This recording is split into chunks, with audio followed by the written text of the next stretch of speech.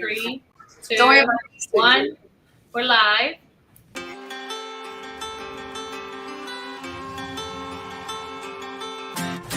Hi, I'm La Super Comadre from RadioCrystalUSA.com, and I just want to tell you a little bit about who I am and what I do. So, La Super Comadre, my platform is all about bringing people on, special guests, who either do something for the community, who have done something for the community, who match up the pillars of what my show is about, which is about taking care of your heart and soul, which is about political engagement, which is about education. So every person that comes on can be a super comadre or a super compadre, someone that's out there doing something for the community. So I invite you all to listen and to watch every Tuesday when we record the show. But it also repeats on Friday, Saturday, and Sunday at 10 o'clock in the morning and at 10 o'clock at night on RadioCrystalUSA.com. And don't forget to give us a like. Adios.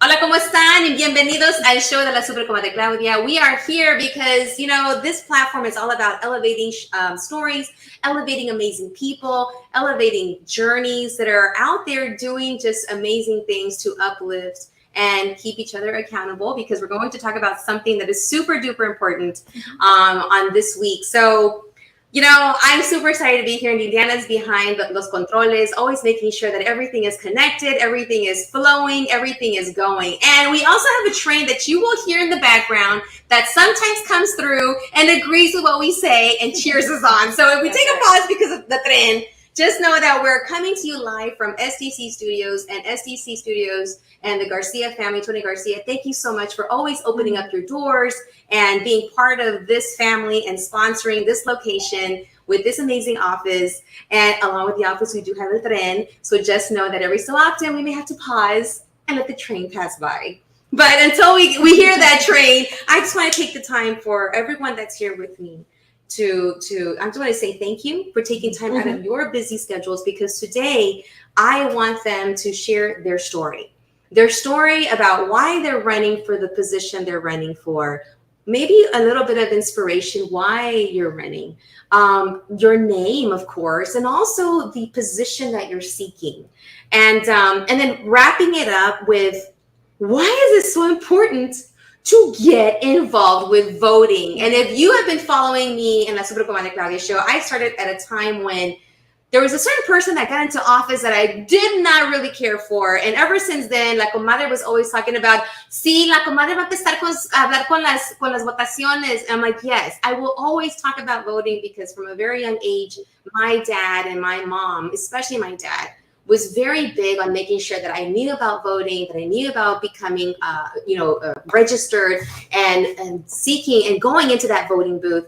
And that has been just part of growing up, going to school. It's been part of going to college. It's been part of, brushing my teeth. Like, that's just what you do. If you can vote, you put yourself out there, you get in line. If you can, find a way to do it, and then make your voice be heard. There's so many things happening right now, and it's super important right now to continue to be connected.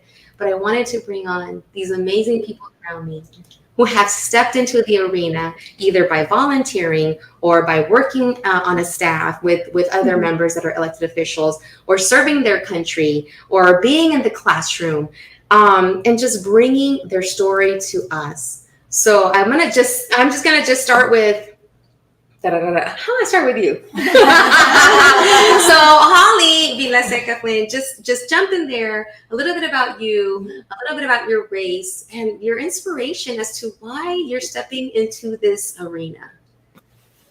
So it's incredibly important to be able to level the playing field, to think about families, to think about our community, and to be able to serve in a way that's going to have that at the forefront of the decision making, along with the experience. First and foremost, I'm a mother of 2 beautiful children.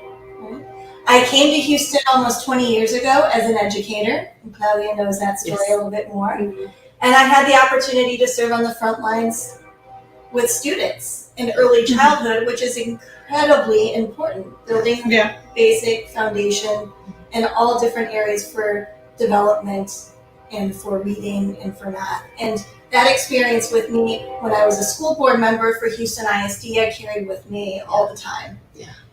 I'm running for Houston City Council now so that I can make sure that we focus on safe and healthy environments. Mhm. So just like we need to have foundational, basic things that happen for the betterment of our community, and local government needs to work better for all of us. So the trend is agreeing.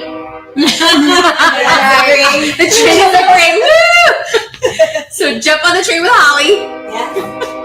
We're gonna let the train pass by and make its noise because apparently it's cheering for Holly and getting on the train and making sure that you listen to this important message. So we're gonna give it applause.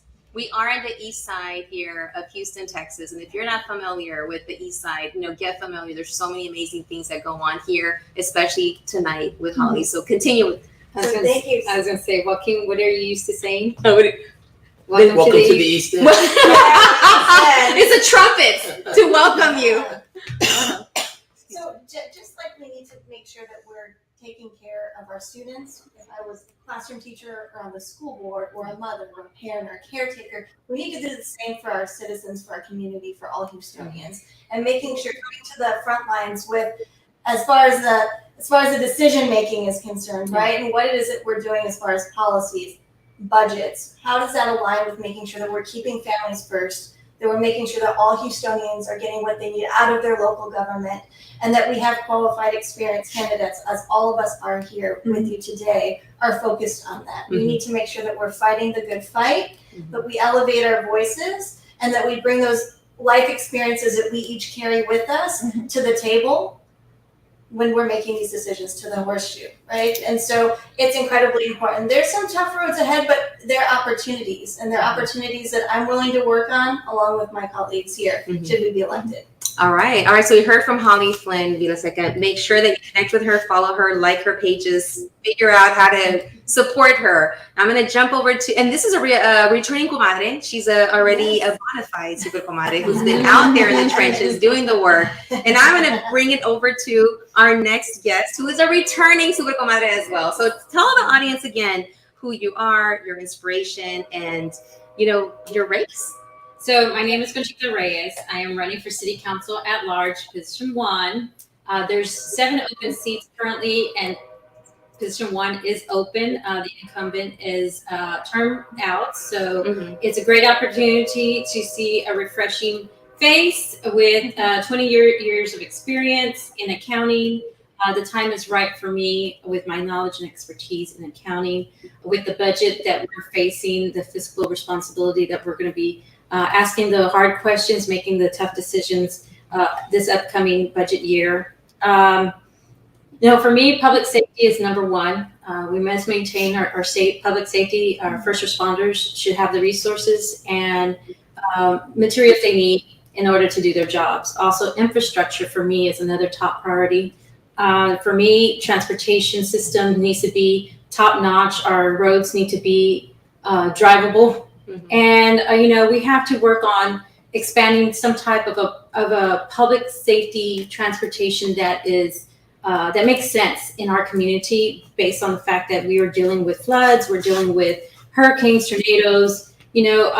Something that's durable in our infrastructure is very important for us. I'm running because I have a 10-year-old daughter and I have children. I have a 19-year-old who is serving in Yokosuka, Japan. He's in the Navy. I have a 16-year-old son. He's a junior in high school, and my 10-year-old daughter. And so those are the individuals that I keep in back of my mind when I make tough decisions, and when I make decisions based on what the community needs and what my kids will need in 20, 30 years. So my children are my gauged when it comes to making decisions, and so are my friends and family and their children. And we have to maintain Houston with a better quality of air. We were just rated the dirtiest city. I found that insulting, and I was very disappointed, and I want to make a difference in changing that mindset. You can look me up at voteconchitareyes.com. Yes, it's very important. Plug yourself in so people can follow, like, share, donate to you. And because I've seen these women with their tacones, and next thing you know, they got tenis on, and they're hitting, not you. You know, and but I've seen you with your dress shoes. I've seen you with your tennis shoes, and literally, you guys are out there pounding the sidewalks and making sure that your story is out there, that you're sharing what you're running for and why. And I've seen them in action, and you know, I can tell you, for me, you know, that makes it all for me, because when you see the people that are running for the positions that have been there, that have been the voice, that show up and are there to navigate the hard stuff. Yeah. You know, that this is a rough road, and y'all got experience already with, you know, having to deal with the roughness of it, and you're back. Yeah. So I thank you for continuing to hold that torch and run with it. So I'm gonna now pass it over to a new comadre that is, I'm gonna, you know, crown you today as a new super comadre. So now she's a bona fide super comadre. So Patricia Olivares, I'm just trying to connect the dots here on how we met. I like to remember, but I can't right now. I'm gonna claim COVID fogginess. Same. Okay, so we're gonna claim COVID fogginess right now. But our paths have crossed in the past, and I'm just super honored and delighted to have you here. And I see you skateboarding with my girls. Yes. I love that. And maybe it's through Alex, my former, that connected. Alex. Yes. And we share the same love of politics and getting involved. And I want to know today, why are you involved? Why are you running? What do you bring to the table? Absolutely. So I think you talked about inspiration, right? And so that starts with my grandfather. As a 19-year-old, he went overseas, served in Korea. He saw action, was a Purple Heart recipient, and he inspired not just me, but the rest of my family, right? And he always used to say to us, if not us, then who? Quién? Right, exactly. Okay. And so my aunts and my uncles definitely also were role models. They were in the Army, Navy, Air Force. Now, I wanted to go a little bit differently, because I was like, no, that's too easy. What? What? I want to be a Marine. And so that's exactly what I went and did. So I served. Okay. So I served for 12 years, served in Iraq, served in Afghanistan. And so I fought on the front lines while trying to provide social economic development programs for local Afghan communities. And I mean, I am so proud of the achievements that I accomplished while overseas, because it was definitely difficult. I mean, as a young sergeant, only 28 years old, and they dropped me in the middle of the war zone and say, hey, you are now in charge of these 3 districts. And so it's up to you to oversee for their welfare. And I'm proud to say that I accomplished many wonderful things. I built schools for young girls. I started women-owned businesses. And we held medical fairs, which was important to teach them about healthcare access, right? So then coming back, I still wanted to continue to give back to my community. And the reason why I wanted to is because our children are going to inherit this earth. What we do now matters, which is why what is going on in the world right now is so important for us to work on. COVID brain again. But the reason why I'm running, so I'm running for Houston City Council District E, and I got involved because I want to be a part of making an impact on my community. You know, I've done it everywhere else. I have experience working in politics now for a few years. In 2020, I managed a competitive state house race. Natalie in House District 126, such an amazing person. Hi, Natalie, if you're watching, shout out. And then I went to go on to be a national consultant working for telephone and mail firms. But at the end of the day, it was coming back home to Houston and getting involved in local politics. And so I'm going to bring the same leadership, determination, and grit that I have brought to everything that I've done. And I am just humbled and honored to be amongst these amazing candidates, right? To just even be included with you guys. And so if all of us get on that Houston City Council, Houston will be in amazing hands. Very well said. Very well said. Thank you. Thank you. I was just writing some words, and I like to, I'm always learning from people, right? I'm a forever educator and a forever learner.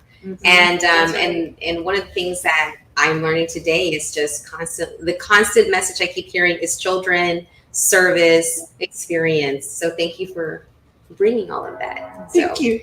Thank you. So now I'm going to hand it over to a new super compadre. They're not very many that make it through. So you are bestowed today the title of super compadre of RadioPresidiouSA.com and the Super Comadre Claudia Show. Welcome. Muchas gracias, Joaquin Martinez. So let me first say that I feel very comfortable. I grew up in a family of 12, 6 of them being sisters. Wow. So it's okay. I feel good right now. You're not scared. I am not scared. My mom raised me well. Oh my God. And then I think just to kind of tag along a little bit of what you said when it comes to service, family, and experience. So grew up in a family of 12 in the East End, born and raised in the East End. Now my family, my wife and I were raising our children in the Hobby Airport area, which is in District I. And so I think I got to first start off by saying that my compass is definitely my family. Mm-hmm. So when we're making decisions, whether it's at home or whether in the community or what we get involved with, it's always at the core of what I decide to do, right?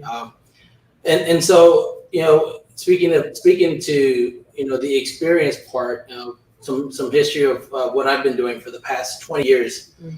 So the last 9 years, this year going 10, that I've been working under the City Council Member Robert Gallegos, and in that capacity, I've been focused on several things. I've been really more in tune with housing, economic development. Of course, constituent services in any district office is important. So having those relationships with community, making sure the communities feel like they're having their voice is being heard. And so now wanting to run and be that voice for them at City Hall is important. Making sure that I continue to stay accessible to community, whether it's and the train is agreeing right now. We're in the train intermission. The train is agreeing. So let's give. All right. Oh, yeah. There you go. That was the last one. Go ahead. I appreciate the acknowledgement. What is that? Welcome to the East End. And so it's for me, the work over the last 9 years in the office in City Council in the District I office. I feel super prepared to just step into City Hall the first day and really taking on. There are going to be some tough challenges nonetheless, but taking on those tough challenges. Prior to working for the District I office, I worked for a nonprofit, now Baker Ripley. It was Ripley House back then, or neighborhood centers.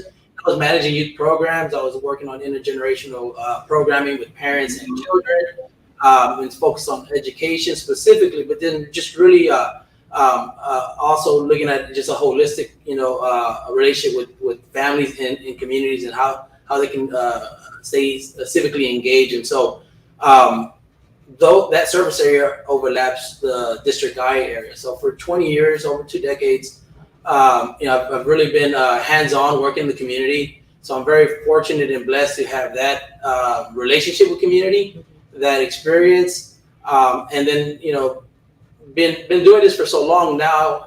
Being able to step into a new role of wanting to continue serving in this capacity.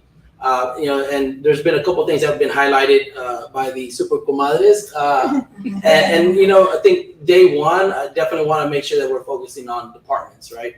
The city has been growing for the past few decades, and city services aren't as accessible as they once were. And so, day one, that's a huge priority, is making sure that departments are accessible to constituents. The second thing that I really want to focus on is infrastructure. So if you're familiar with District I, it encompasses the East End, East Downtown, Hobby area, and we have some of the oldest neighborhoods. And so making sure that infrastructure is a priority, making sure that we're increasing capacity where we need when it comes to infrastructure is definitely super important. And then another priority for me is also when we start looking at public safety. I have a family as well, and we want to make sure that folks can live, work, and play in our communities. We want to make sure that businesses are opening up, right, not shutting down. And so public safety is a huge priority for me as well on this campaign.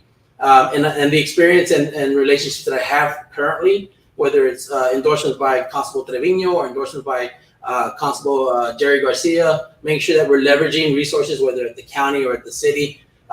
Currently, the last few years, we have been having 5 cadet classes, and we need to make sure that we continue to do that kind of work as well. And then they're not top priorities, but there's still things that I really want to focus on.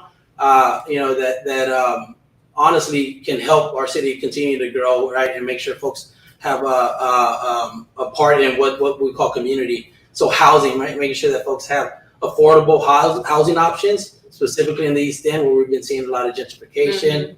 Making sure that we're looking at the environment as well. So we have fence lines communities in District I, working with those folks that are providing jobs within our community, whether it's refineries and or the port, making sure that we're holding them accountable to ensure that our communities are safe as well.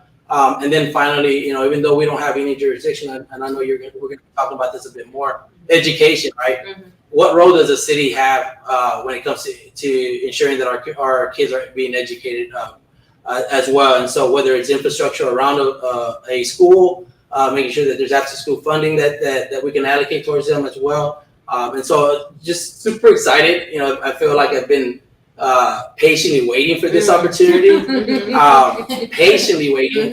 but ready to hit the ground running, ready to be your city councilor for District I. And you can look me up at www.martinezcampaign.com. All right. So you heard from the newest super compadre, and the reason I use the terminology of that comadreo, it's because growing up, you typically would hear like your mom, your tias, who make a lot of decisions, right? They do. Around the table, talking about important things, but in a very informal way. Right. And I want to bring setting. this same feeling to anyone that's listening that may not be up and up with the terminology. Come on in. We got our super comadre. Come on in. Come on in. Have a seat. We have another super comadre that's coming and joining us, Cynthia Reyes. Rivera, she's coming in to join the conversation and to introduce herself. But again, the train has also gone by and agreed with us. It was cheering in the background. We're here in the East End of Houston. If you're not familiar, come on out when you can and come and eat the food, shop here, get to know the area. There's a lot of stuff that's developing here, but it needs us to come out and also to show up and be a part of it. If you left the area and you can come back and situate yourself and build and be part of this growth, please come out because we need you to come back. I know that we grow up and we get our degrees or whatever, make it and we move away. But come back. Come back if you can and establish yourself. And if you cannot come physically, send your money.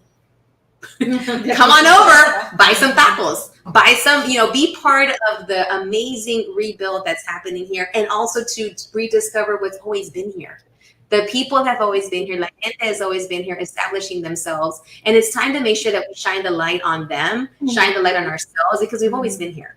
And this rediscovering, it's not been discovered. We've always been here. So the thing is that we're just making sure that we elevate ourselves. If you cannot come back and build something here, be a part of either walking for someone or, getting your money together and opening up a business down here and maybe managing from wherever you're at.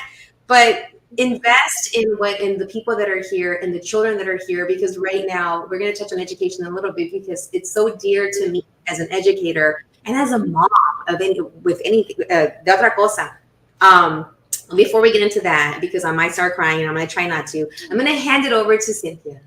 Cynthia is going to share your story. And what we're doing is we're just sharing our stories, a little bit about who you are, why you're running and what position you're running for. So I'm going to just hand it over to you and just share. Awesome. So my name is Cynthia Reyes Revilla, and I'm running for City Council District 8. Do I look here or do I look here? You look over there. You can right here. Look over there, wherever you feel comfortable. So I'm running for City Council District 8. I was born and raised District 8 and have been living there for 48 years. Now raising my own family with 2 girls, 11-year-old and a 9-year-old. My father worked for HISD as a truck driver. My mom worked at the local clinic, Casa de Amigos Clinic, that's still open today, serving people in the community. And I just have a long longevity in District 8. My husband's family's from there as well. And my husband is a Houston firefighter at Station 9, which is literally 2 blocks from our home. District 8 is very dear to me. I've been working in this area for over 15 years.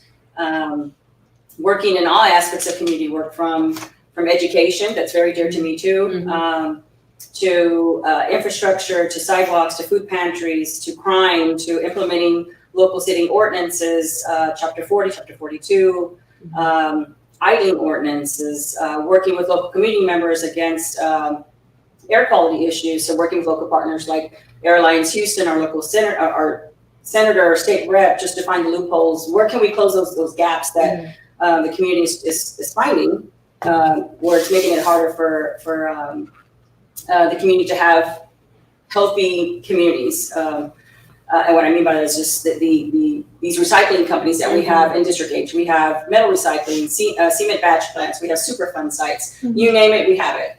And so many people who live in the North Side area feel like it's been a dumping ground for decades. And so it's time to clean it up now. It's time to give this community back to people, where it's healthy, where it's a healthy environment for families. And so just very, very dear to me. I've been working there, like I mentioned, in all aspects. I don't think there's anything that I have not done in District H. And I'd be surprised if there was something that I haven't touched on, to be honest with you. But it's very dear to me. I'm very passionate about the work that I do. I believe that my history and my history of service speaks for itself. And I just want to bring my experience to District H and to take everything that I know, everything that I've worked with community, not on my own, but with community members, and just take it to new heights throughout District H and give everybody the same opportunity. Your zip code shouldn't determine your life expectancy. It should determine if you have safe neighborhoods. It shouldn't determine if your kids thrive, thrive or not. And so I just want to bring opportunity to the district. I think we deserve it. Everybody deserves it. Yeah. Thank you. Thank you so much. And you are an official Super Comadre. So thank you. We're giving you the crown today. So here's the crown. You know what? I'm going to start passing out flowers to everybody. You know, a little lapel for the men and a flower for the ladies. But I just want to take the time because you know, again, the format is to make it very accessible. You know, comadreando, compadreando about your positions. Because a lot of times when you see la gente out there, they kind of see like, oh well, I don't know what to say. I don't feel knowledgeable. I don't have the education to have these conversations. But you make yourself accessible, and I think that's number one, and that's so needed. So that no matter where you come from, what your zip code is, or your background, or your language, you should feel comfortable enough to come up to say to Holly, you know, oye, what do I do with TEA now? ¿Qué debo de hacer, you know, maestra? Or, you know, what am I supposed to do? My XYZ, there's a pothole. ¿Con qué debo de hablar? Like, being accessible is so needed. Because, you know, Holly and I, we worked in education. We know what it's like to make sure parents feel comfortable enough to come into the schools. And many times that I was a teacher and an administrator, before I became an administrator, when I was a teacher and parents would come to me in español, oiga, señora, oiga, maestra, pues es que porque que el otro, and I'm like, you know what? And I would tell them in English, I'm in Spanish, but I would tell them, if I'm going to say in English, I would say, you have more power than me. Yeah. But they didn't know the power they had. Yeah. Absolutely. And that's what I want for the voter to understand and to know, and which leads to the next question. What do y'all can just popcorn in, however, when you come across folks that don't feel that power that they have with their vote, and especially now seeing how we're seeing things unfolding with the Texas Education Agency coming down on HISD, the Houston Independent School District, if you're not familiar, what words do you have for those parents or those community members that don't feel they have the power? I'm going to tell you from experience, I feel powerless right now. I feel powerless. I have the language. I have the education. I've been in the district. I've been around education. And now I kind of felt like I've been caught with my pants down. Like, how did this happen? And what did I not do? But now the question I have in me is, what do I need to do? Yeah. So that's the one for education, right? We'll leave it aside. But for right now, for the voter that doesn't feel empowered, seeing all these changes and these things that are not going in the way that's helpful for our families, what would you say to those voters that now don't feel any power? You tell them to get involved in local politics. You know, at the local level, you have the power to affect immediate change, you know, and it's about sitting down. It's about sitting down with those Latino families y pudiendo hablar español con ellos, ¿verdad? Hablándoles de una manera que ellos puedan entender, and to get down to a very simple, just having those conversations, right, and being able to bring them into the local fold, and just being able to have those conversations honestly are very important. Like Joaquin said, making yourself accessible to the community is the way to make people feel empowered. Yeah. I think sometimes folks feel like, okay, throw my hands up, right? I'm not a part of any. I'm not able to make an impact, right? But really, when it comes down to, and I think even as what I would, future elected official, is making sure that you are working side by side with the community to have those wins, right? So teaching them about or informing them about processes that need to happen, whether it's, right now we're dealing with a lot of, subdividing lots, right? Putting up, townhomes. And so going through a process and just even let them know that there's a process to stop that. Then you work with them as well to go through that application process. And then when you have that win, they see that there's something that you do get in return. And I think those small wins eventually get them, to a point where, I can make a difference. And unfortunately, sometimes the state is too far away or the federal government is too far away. But one thing that I will always welcome, and I welcome it now, even as a director of community affairs for the office, and when I'm out in community, is hold me accountable, right? And then let's also hold everybody else accountable. But that also includes community, right? So if you need or want something in your community, then work with me, right? Okay. Let's step into this whole furrow together, right? Seeing you sitting here together, to me, it's like seeing the Avengers. Like, like that I could Black Widow. Right. Claim who you want to be right now. Because that's almost like what we need at this point. Is feeling that you come with your power, you come with your experience, but you come at it in a way that they feel like there is hope. Because I can tell you that I waking up today, what happened yesterday again. I know it's not here in Texas, but still it's happening. It's having a shooting, and I wanted to just acknowledge those families out there that are not able to tuck their kids in bed at night, and then thinking about what happened here in Uvalde back in months ago, May, right?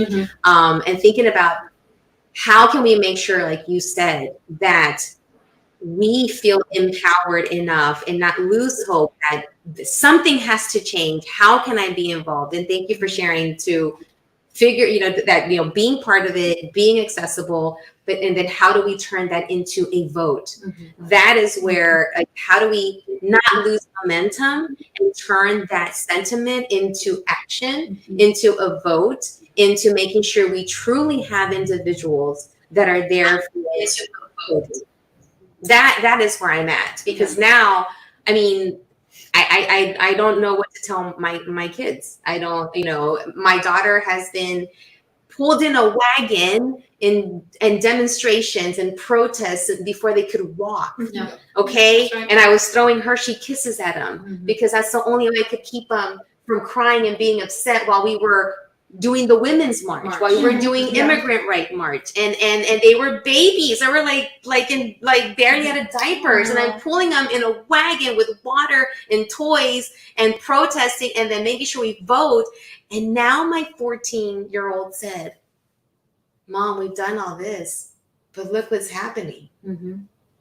When that number 45 won, she was really upset and said, "Okay, Mom, we voted for her. How is this happening?" And then for her to grow up in her formative years to see someone make it okay to do the things that have happened, that he's like, now where we're at, it's like, and I don't know all I can say is just, we're just going to keep on at it. That's all we can do.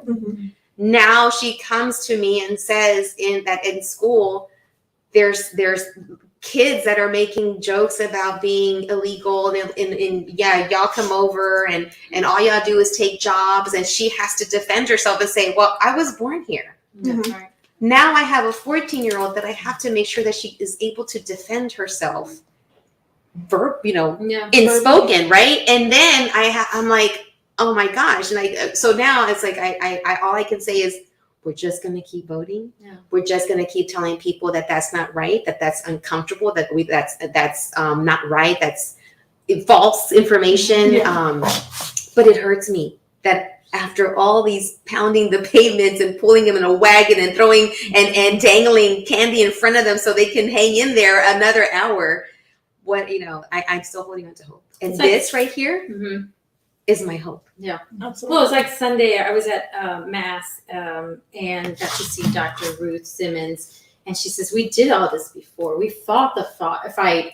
And she goes, and it feels like we're having to redo it again. And she goes, but our voice is stronger now. So, it's not going to take us long. Yeah. And not only that, we've gotten smarter where we're willing to collaborate Mm-hmm. and not wait until, this group or that group is going to, walk the front line first. It's like, no, we're all going together. And that's why the March 31st on Cesar Chavez, Dolores Huerta at Cesar Chavez High School is critical. We need everybody to be involved because this is just one of several issues that we're dealing with. I remember taking a call where one of the ladies says, why are we not angry at what they did to the women? Why are we not angry? Why are we not protesting? Why are we not marching? That was the pivotal moment when we saw our rights being taken away, and so it is. And they're going after LGBTQ, they're going after our bodily functions, they're going after our school education systems, they're trying to privatize it. All these things that are happening, it was already pre-planned, so yet we need to come back with full force and united and move forward and shout in one voice. Yeah. And that's the issue, is that we all have to be on the same page and one voice. I feel like people want to get involved, right? Yeah. Everybody has a concern about something. They may not know how to express it. They don't know how to get engaged. They don't know how to get involved. And so I think it's our responsibility as leaders to show them, whether it's just getting to know your neighbor next door, right? Getting socially engaged with others, finding out who lives on your street, just creating a relationship, right? And then once you do that, you get civically engaged. You get them into civic clubs. You help them find what their niche is. Like I always tell people, you don't have to get involved in everything. Just find what interests you and go for it. Okay. Because if you're going out there and trying to save the world and you're involved in everything, you're going to get burnt out. And I'm talking from experience too. Yeah. And so, and then once folks, find what their niche is and what their interest is, you help them through the pathway. I've worked with organizations where we've actually taken residents in front of city council so they know what the process is. We've taken them in front of commissioner's court so they know what the process is. Teaching them what is the responsibilities of your local government to you, helping them write letters so that they're informed. So when they have an issue, they know where to go. They know who to write to. They know how to call 311, use the app online or whatever it is. So it's those little things that we have to teach people how to use those things that are at our fingertips that are there. And the then kids. I always tell people in my community, because I hear a lot too, like, well, why should I get involved? Nothing ever changes. Yeah. Well, if you keep that mentality, nothing will ever change. Right. And if you don't get That's involved right. in your community, make decisions, other people will do it for you. Yeah. Yeah. So, Yeah. Which is what we're seeing. yes. And so when they hear that, they're like, oh, yeah. So it's How okay do to feel we help defeated. people connect the dots? Like for me, the right, you're being able to, say whether I have a kid or not, or that, how did we get people to connect the dots? TEA coming over now, planting themselves in our backyard, literally. How do we help people connect the dots? Because we get so involved. Don't get me wrong, I love the rodeo and all that, but we get really involved with the rodeo. We get really involved with the Final Four. We get really involved with the Texans playing no fault. I like that too. But how do we make sure that we help people connect the dots? That every decision that is made is going to affect us, maybe not today, but in 10 years. Like I remember hearing the memo going around when Obama won, that the memo was the story that we need to start infiltrating the school boards. That's right. I heard it and I was like, oh, that's crazy talk. Yeah. And look at where we're at now. Yeah. Where, and I feel guilty for not, like, what did I not do? What did I not see coming? And now, but now I can't be there anymore. It's like, I have to hold on to hope. I seeing you next to me, it gives me hope. I'm thinking of the Gen Z and the TikTok generation. That gives me hope because they have effectively shut down some stuff by using TikTok, which is why I think TikTok is being looked at right now. That's right. So it's like how it still gives me hope. Sure. So thank you. We can't lose that. No. That's all we No. have, if anything, right? Yeah.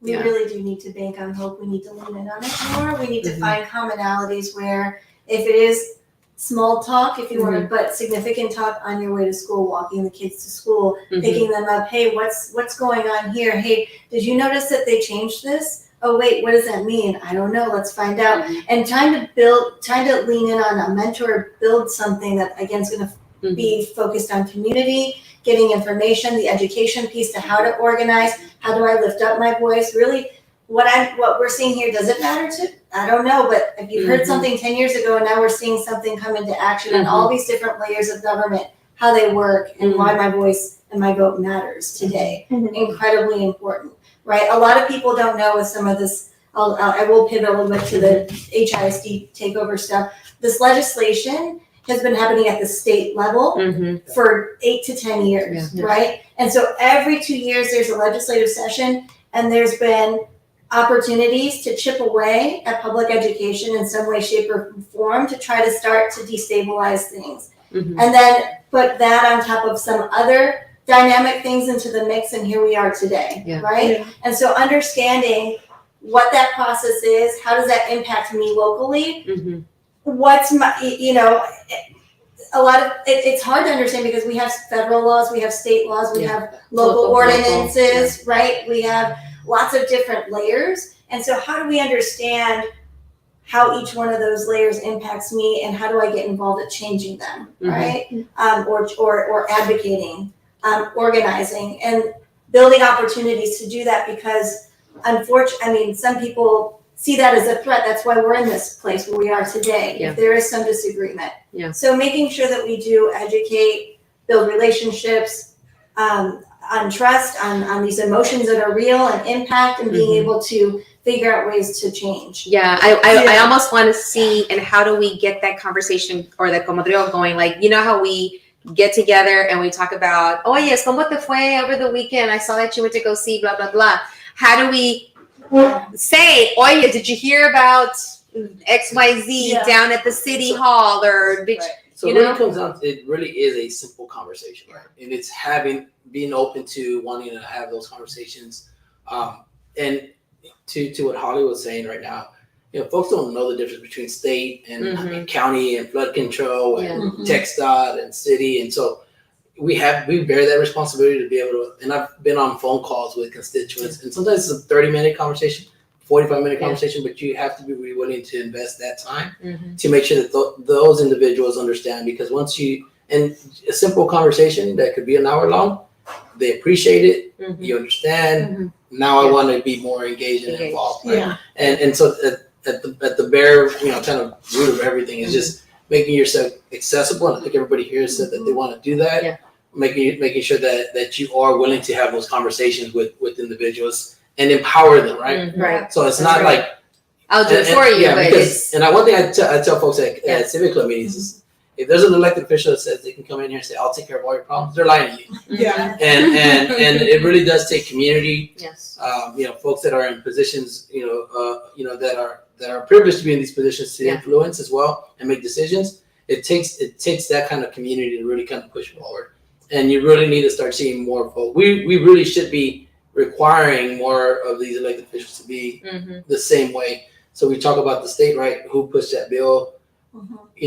We should know and should be able to amplify that to the communities. This is the state rep or the state senator that did this and hold him accountable or her accountable. And I think those conversations should be coming from us as well. It's modeling that. Okay. And I just, before we move on from this point, I also want to add, there are many things happening in the world, right? There are all these situations that we look at and we can feel helpless. but we need to remember that we also need to look out for the good people, right? You Yes. said we're the Avengers. So that's, that's who you look for the people that can help. It's developing that infrastructure that begins with our children, teaching them, Yes. right, about our politics. Hey, you know what? You're 18 years old. We're going to go get you registered to vote. My son in 2020 was upset because he could not vote in the presidential race, but now he's 18. This morning, he was doing his research, Wow.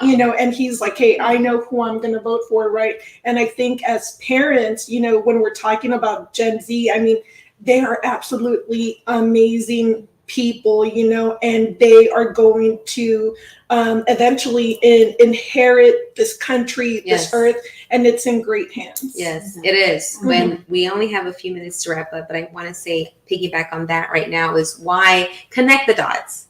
Why are we listening about TikTok right now? Yeah. TikTok is very, very powerful. And I get it. There's some infiltration. I hear that they're looking into that, but we've been on the internet for a long time. I'm pretty sure that people already saw everything from around the world through Facebook, through MySpace, through Instagram. But why TikTok? Because it's the young folks that are on there that have moved literally mountains, that have stopped a presidential campaign stop and sold out tickets to nobody. Yeah. So, I mean, I'm like, why are we not talking about reproductive health and Medicare health and, kids getting killed by the number one killer now are these assault weapons? I want to hear that in congressional hearings. Right. I want to hear about what are we doing to make sure that kids have an education that gives them the opportunity to take advantage of all the economic development that's coming down here in Houston. Whether it's through the medical center, which is expanding, whether through NASA, because they're rebranding and doing all these other programs with everything that's happening with the next 10 years, whether it's the expansion of the port, and all of that that's coming along with the Port of Houston.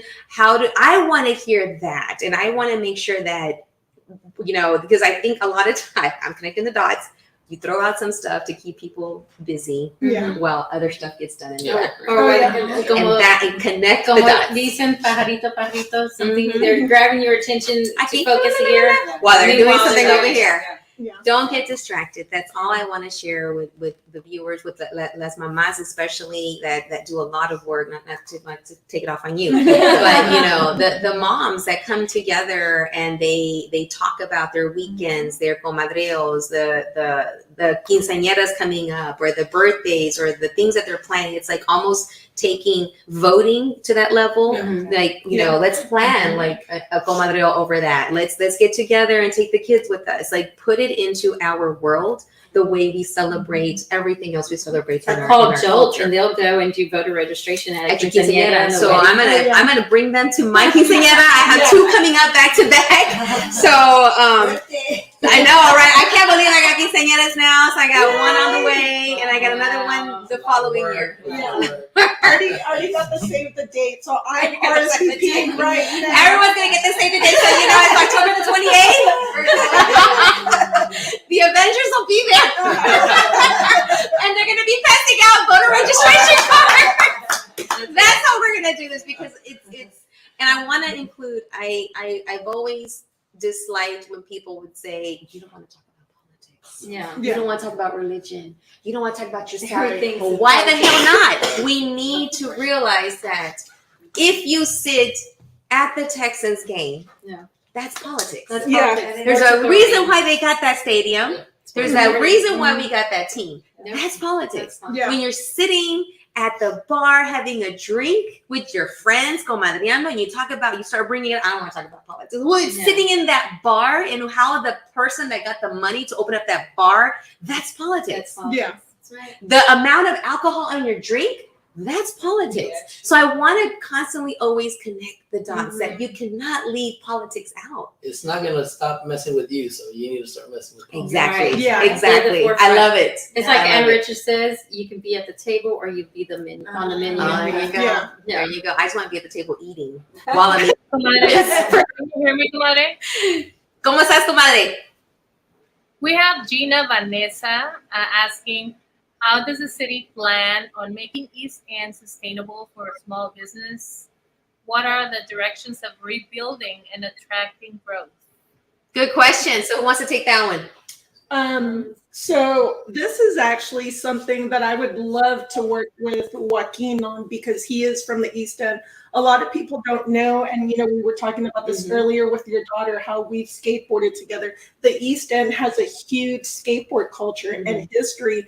There's so many skate parks in the area, and a lot of the businesses that have closed down have been skate shops, and it's like, why are we allowing that to happen? It's also about developing that culture, taking care of our parks. But they bring a lot of business into the community. And so one of the things that I would love to do, because I used to work for ESPN, I used to work for X Games, would be to bring X Games to the city of Houston for them to be part of the East End. And so that's something that I would love to work with Joaquin on. And just to kind of piggyback a little bit on that, right? You want to make sure that the environment is safe, right? And so we need to make sure that we also leverage partnerships like the East End Management District, the Harrisburg Tours, but then we also lean on our federal partners to start bringing in some of those dollars to support small businesses. There's several ways that we can go about doing it. I think for me in the East End specifically is being, how do you be a responsible, how do you become more of a responsible developer, when you come into the East End? We are seeing a lot of things popping up right now along Harrisburg. Things are moving forward, right? But now let's make sure that we don't just displace folks because of everything that's coming in as well. Are we being And then also talking about development too, how can you build apprenticeship opportunities and job opportunities within the community as it's being developed, and with community input in a responsible manner. And being inclusive. I mean, you're coming and building maybe an apartment complex or whatever, or housing development, and you got to also include your neighbors. One of the issues that we're having right now is the trains. How can the train be a good neighbor to the community? It's just certain things. It has to be a mesh of willingness to work together. And so a lot of these small businesses are very humble, interactive, and so we don't want them priced out. We don't want them to shut down, because a lot of these individuals like to go to a small, community type of restaurant instead of your chains, your food chains. But it's East End is amazing. I mean, it's been able to balance itself out. Are there things that could be worked on better? Of course, but that's for any gentrification areas. And just to kind of, again, going back to supporting small businesses, we do have a lot of old infrastructure. So we have opportunity to leverage resources through and I'll speak to it briefly, a TIRZ, tax increment reinvestment zone. What they do is that they leverage actual tax dollars within a certain area to go ahead and build on infrastructure that is needed, right? And so if a small business comes in, you want to make sure that there's sidewalks, you want to make sure the streets are drivable as well. And so making sure you're addressing infrastructure around some of these major thoroughfares, and that's what we're looking at right now with TIRZ, with these tax increment reinvestment zones, but then management districts, right? How do they come in and support some of these initiatives as well? The East End Chamber was a great partner with the office right now. So the growth is going there, right? I think now it's just making sure that we're being very responsible to the fact that we're taking consideration, as Holly was saying, the community, right? We want to make sure the community is not being displaced, that they're also being a part of this growth as well. And I just want to we only have a few minutes left. I'm going to go around, and you can give your last pitch into the camera as who you are, how to get connected with you. But I want to close it piggybacking on what you're saying and what you said about La Gente. You guys coming in to a position like this, when people say representation matters, this is the epitome of it, because when you've been there, when you see it, when you live it, when you know it, that's when you truly have people that are speaking on our behalf, that know what it's like to be there, that know what the people need, that you've been in these positions. And that's why it's super important for, the viewing audience to watch, rewatch, show this, share this, because having that experience, knowing what it's like to eat, maybe at some point in your life, you ate just whatever you could, and it was beans and rice, and it was great, and that's all you had every single day, but that's probably the luxury you had in your family growing up. and and you only played outside in the dirt, and that was the luxury you had. And knowing that, even though for us in the childhood, it was that's what we knew. Other kids were doing some other stuff in other parts of town, and not realizing that there was a difference. But even though you grew up good and you had a great childhood, but you see now what happens in other places and what could happen here for the children that are here that are going to take over at some point. So one last Monday. We have Maria Lira. Oh, Nothing is going to change if we don't support each other. Stop playing the politics game and fight for Latino resources. yes. Yeah. Woo! And this is what it's about, is having people in there with that. Yeah, if I in can just mind. say this, Yes. so I currently work for the only Latino council member, right? Out of Yes. 16 Talk- city council Can you members. say it louder for the people in the back? One Latino council member out of 16. And so just to be able to have and I think this year for city council races, I think we have probably 12 Latino candidates, not including the mayor's race. Yeah. So it's important that we definitely make sure that Yes. we can amplify these voices, Yes. all Latino candidates, because at the end of the day, we need to make sure representation's there in order to be able to fight for those resources. Yes. What is the percentage of Latinos that make up Houston? About 44, 45. How many candidates do we have representing us on the city council? One. Yeah. What was Texas before it became part of the U.S.? Mexico. Connect the dots, people. That's right. All right. So, Chris Billon, how can you stop developers from destroying small businesses like the Wolf Capital Partners trying to push Andy's Mexican restaurant out of business? Anyone have an answer for that one? If not, we can always come back to you with the response. I would just say this to developers. I'm not familiar with Andy's. I think it's in the north It's side. on the 11th Street. Okay. But I think for any business, we need to support small businesses, right? Doña Maria's is one of my favorite. That's right. Been there for- That's all of our favorites. Yeah. It's mine too. Yeah, Great and so we tacos. should be supporting those small businesses. When it comes to developers, I think there are some tools within the city ordinance to be able to support specifically residential. But I think making sure that we're able to kind of expand some of those things to some commercial properties as well, especially if they've been there in the community. We're currently having conversations about the conservation districts and what does that look like. And so again, I think it's important that first and foremost we support small business. Yeah. Right. There's several that we can all name within. Villa Arcos that just opened up again. Yeah, definitely. I think Porras as well. Porras, Portitos. So let's make sure we support them first and Yeah. foremost. Yeah. Can I give one yeah, go special ahead. shout out real quick Go to Imperial Bakery? They're also a mom and pop small bakery restaurant off a telephone. Mhm. They have some good Doña stuff. Irma, you make the best tacos. Oh my gosh! Well, I think we should close Now I it feel off. hungry. Let's do this. Let's go around. State about how people can connect with you, donate to you, and help you, and then give a shout out to a local business. We'll start over here with Cynthia, and then we'll go around this way. So Cynthia Reyes-Revilla, City Council District H is the position I'm running for. You can reach me at www.4, that's F-O-R, www.cynthia4hdh.com. I'm very accessible. My number is listed on my website. I encourage everyone to use that number and hold me accountable for the things that I'm talking to you about, the things you want to share with me. Let's see, a shout out. God, there's so many shout outs, but definitely Juan Hernandez with Dona Maria, Renee Porres with Porras Rontito, and Tepatitlan over in the north side area. Yes. You're gonna get us in I trouble know, for that because I have a list, but We're gonna be here another 30 I'm minutes. just gonna start with my shout out first and foremost, only Yeah. because I went for my birthday and we went for my son's birthday with Spanky's. Oh Yes. yes. So that's a good spot. We love eating pizza. Your assistant has a. You want to come over? It's okay. Come on over. Your assistant has something for us. Patiently been. It's okay. This Get is sit right here. Yeah, go ahead, sit down. Sit down right here. This is Julian. Welcome to Julian. He's been patiently waiting, so he definitely deserves something after this. Yes. For sure. Oh, chiquito. And what I'll say is just that Joaquin Martinez, Houston City Council District guy, want to make sure we keep foundations a priority, right? We want to make sure departments are being looked at, infrastructure and public safety, but then we also want to make sure that we start building a better future for our family, right? So we start looking at housing, the environment, and education.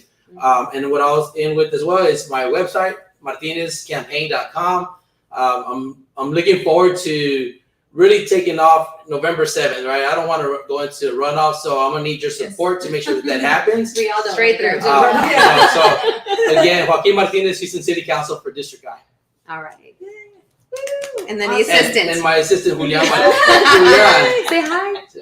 All right, right over Our here. yard sign guy. So once again, everyone, my name is Patricia Olivares. I'm running for Houston City Council, District E. You know, we have so many great candidates, right? And many times the reason why those candidates don't win elections, it comes down to donations, right? And even if you can't donate, talk to a neighbor, talk to your friend, you know, talk to them about us, you know, because that is really what we need. At the moment, I don't have a website. It's currently being built. But hey, you know what? I'll give you my personal cell phone number. I really do. Put it on there. Yeah. So my number is 619-723-7446. And you better believe that I answer that phone, and I answer it for anybody, and I make time to talk to you, because at the end of the day, you're the most important person, not me. Mm-hmm. Thank you. Yeah. Thank you. We're going to pass it over. Okay, you're it. So I just wanted to thank Claudia and the Super Comadres background behind the scenes, and thank you for the opportunity to take this time to introduce myself. Again, my name is Conchita Reyes. I'm running for City Council at Large, Position 1. I am a small business owner, 20 years of experience in accounting, tax, and audit prep work, a mother of 3. And I really would like this opportunity to represent our Latino community and amongst everyone in the Houston area. This is a great time for us. Recently, we had a change in the Harris County area, and we never thought that they would be City of Houston and representing the percentage of Latinos before the city. And so we have a challenge, and that is bringing more Latinos into the city's horseshoe. So your vote does matter, and it will matter on October 23rd through November 3rd, early voting, and November 7th, election day. So come out and vote for us. Vote for me, Conchita Reyes, City Council at Large, Position 1.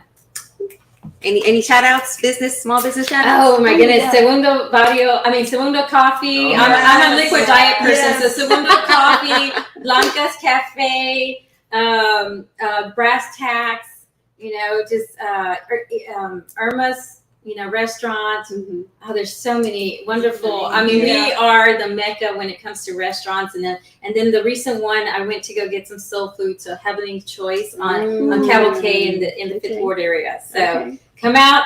Those that are visiting us here in Houston, come and eat the Breakfast Club. Yeah. Chicken and waffles. Yes. So They're the best. yes. All right. You gonna close it up for us? Yes, muy buenas noches. Again, thank you so much. I'm Holly Maria Flynn Vilasek. I'm running for Houston City Council at Large, Position 2. I am super excited to be here with other folks that are taking up time and energy and effort to want to represent Houston and represent you and do it well. I'm running for safe and healthy communities, period. I'm a mother, educator, lifelong servant leader, and I work in the business corporate space as well, and I focus on infrastructure. So all of those qualities combined, along with my passion to serve and carrying down my grandmother's experience in women's suffrage movement in Colombia, which we'll talk another time about that, why it's incredibly important to understand who's on the ballot and vote for those that resonate for values that's going to vote for and that's going to support a community that's going to stand up to what we need today and level up for tomorrow. So you can find more information on my website at Holly for Houston, HOLLYFOR, Houston.com. And again, I hope to have your support. Muy buenas noches. Gracias. Any shout outs, any businesses you want to? Oh my goodness. Where do I start? Doña Maria's, Juan Hernandez. Also, I'm going to throw in a shout out for, let's see, Doña Fanny, that's over on Gessner and Richmond, a wonderful Colombian restaurant. Super buena gente also. I'm also going to shout out, a lot of my favorite restaurants are also in the International District, so on the southwest side of Houston. Okay. So lots of great Great spots over there and also here on the east side. Por la Hillcroft y la Bissonnet. Oh, yeah. That's a lot of over there. La Belle. Y la Bel Air. All right. I have to give 2 more shout Okay. Everybody's naming a lot of them have been named. I enjoy them as well, but since El Jardín hasn't been, shout out to Gina, yes. and then of course Maria Rita's there off of 45 in Monroe. So Okay. I still have to get All to right. this Also, one. Mi Pueblito on Richmond. There we go. Second cup, There yeah. you go. Where are we going after this, y'all? We have a lot of choices today to go out to eat. I want to just give a final shout out to and thank you to Liliana with RadioCrystalUSA.com for always making sure that we have this platform to uplift people, stories, journeys, and also a shout out to SDC Bills for always opening up your doors, making sure we have AC, lights, and the ability to come and get together and share these stories. And again, education is near and dear to me. For those that are here in Houston and have kids in the district or do not, please make your way over to the Hattie Mace building tomorrow, Wednesday, believe at 6 o'clock. And moved to Del Mar. They moved it to Del Mar because I think there's a big response. So Yes. come on out where Del Mar Stadium is, which is next to the Hattie Mae. Come on out early, bring your snacks if you need to, make sure that you come out and make sure your voice is heard. And I know that they're putting out an application to be a manager. I suggest everyone sign up. I suggest everyone put in an application because we need to make sure that we are included in this process, even though I've heard different. But it doesn't matter. We still have to show up and say we're here because we still need to show up for our students, whether or not your kids are in the district. My experience has been to work with Pasadena ISD, Galena Park ISD. I was part of the KIPP schools. I've been in HISD, so I have been there. I have seen it. I had my kids in public schools and private schools. I know that it's super important that we all come together, whether you have kids in the school district or not, because the children that are being affected are going to be the ones that are going to take over and need to have equal opportunity and access into all these opportunities that are coming down the pipe in 10, 5, 20 years from now. And don't forget to contact these amazing Avengers that I'm going to call my Comadre Avengers now. They're out there pounding the streets. They're wearing their tenis. They're shaking hands. They're listening to people. They're accessible. You can sit with them and have a taco at any of these locations. And they show up. Arepas. So reach out, donate, and follow them on social media and take care of yourself so that you can take care of everything else that you need to take care of. That's right. So thank you so much. I appreciate you. your time. Gracias. Adios. Vote November 7th. Don't forget to vote. Yes. Comadre Liliana, ¿ahí estás?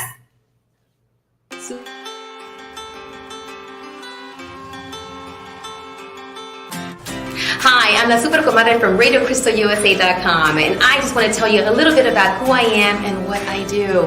So, La Super Comadre, my platform is all about bringing people on, special guests, who either do something for the community, who have done something for the community, who match up the pillars of what my show is about, which is about taking care of your heart and soul, which is about political engagement, which is about education.